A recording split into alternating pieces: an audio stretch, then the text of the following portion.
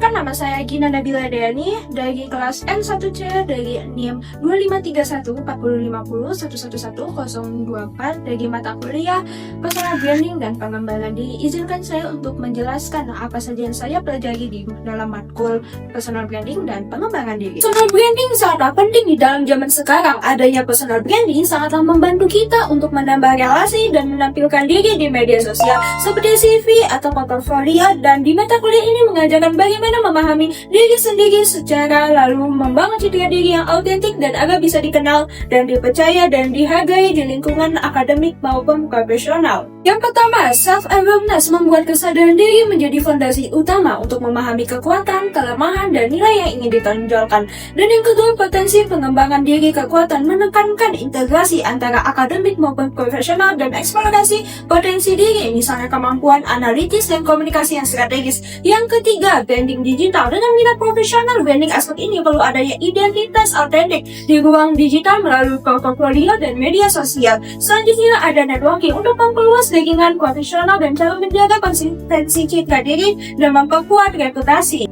Potensi kreativitas dalam menyusun ide dan strategis atau solusi untuk tantangan akademik maupun profesional dan kemampuan berpikir kritis melalui tugas dan diskusi. Yang kedua, karakter disiplin dan tanggung jawab saat mengelola waktu serta komitmen terhadap tugas dan keberanian untuk tampil dan mengeksplorasikan diri di orang lain. Yang ketiga adalah nilai dengan menampilkan autentitas menjadi diri sendiri tanpa berpura-pura dan menjaga kejujuran konsistensi antara ucapan atau tindakan. Selanjutnya ada kekuatan diri, yaitu kemampuan membangun hubungan positif dengan orang lain dan mendukung networking dan kolaborasi, yaitu MBTI, karena pengambilan keputusan menunjukkan apakah Anda cenderung rasional untuk mempertimbangkan nilai emosi dan kesadaran diri, bisa mengetahui tipe Anda lebih sadar terhadap pola perilaku. Dengan menghadapi tantangan atau kegagalan ketika rencana tidak sesuai harapan, seringkali justru memperlihatkan daya pola pikir dan karakter sejati. Selanjutnya adalah interaksi dalam networking. Saat berhubungan dengan orang baru, Anda bisa lihat bagaimana gaya komunikasinya dan nilai berperan dalam membangun relasi. Leadership dengan kemampuan seseorang untuk mempengaruhi dan mengarahkan, menginspirasi orang lain agar mencapai tujuan yang bersama dengan komunikasi dan menyampaikan ide dengan cara membangun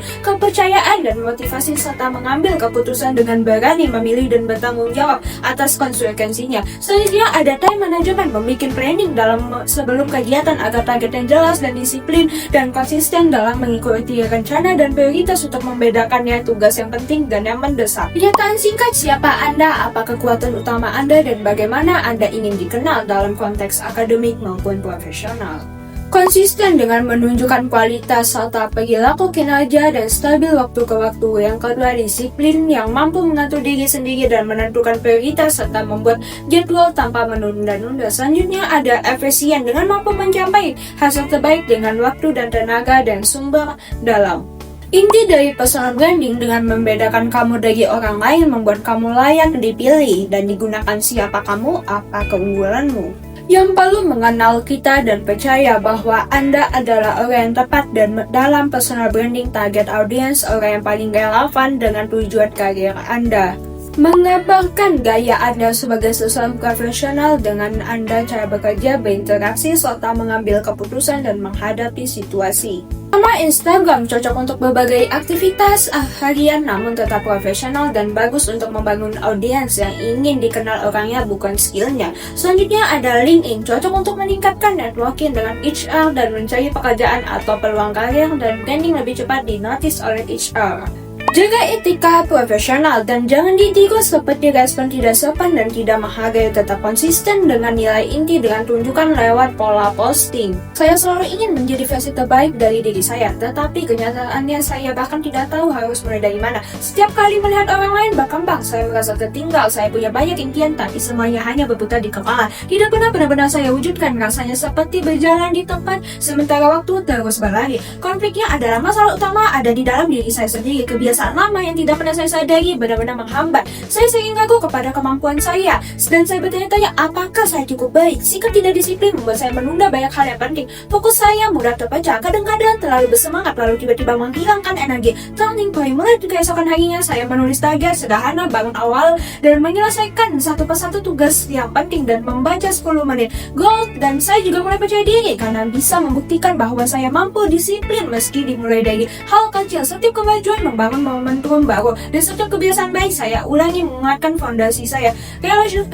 Resolution, hari ini saya bukan lagi orang bingung harus mulai dari mana. Saya mungkin belum sempurna, tapi saya bergerak maju setiap hari. Saya menjadi pribadi yang lebih baik dan konsisten, dan lebih penuh kendali atas diri sendiri, dan lebih percaya pada kemampuan saya. Dan terbesar yang saya didapatkan perjalanan memperbaiki diri adalah bahwa perubahan tidak dimulai dari motivasi, tetapi dari komitmen pada langkah kecil yang dilakukan secara konsisten. Action plan 12 bulan ke depan mungkin saya mendalami minimal 2 skill baru yang mendukung perkembangan diri atau karir, mengikuti kelas workshop atau kursus online secara bertahap.